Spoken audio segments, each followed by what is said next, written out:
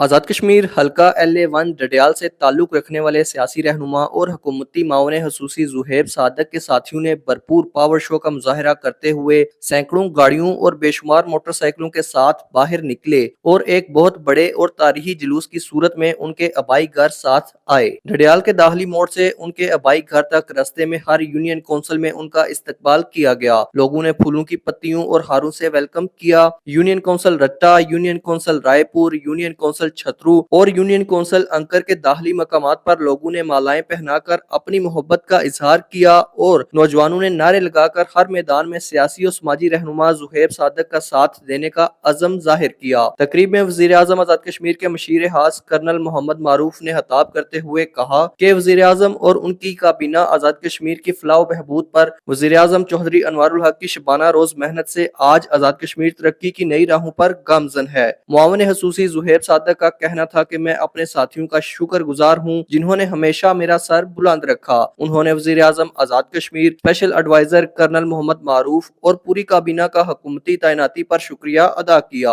اور عزم ظاہر کیا کہ وہ ان کے اعتماد پر پورا اتریں گے۔ اللہ پاک نے عزت دیتی ہے، وہ اس نے سو بدیتا ہے، وہ اپنے علاقے واسطے اور اپنے جڑے اپنا حلقہ اور نہ صرف یہ حلقہ بلکہ نیبرنگ حلقے واسطے بھی کام کر رہے ہیں۔ بڑا انہوں نے عائشہ اسپتال نہ ایک انعقاد کیتا ہے، انہوں نے کنسلٹیشن نال جڑا سڑا واکنگ سینٹر ہو سی وہ انہوں نے کنسلٹیشن نال ہو سی اور جڑیاں سہولتاں وہ اتھا دینے پین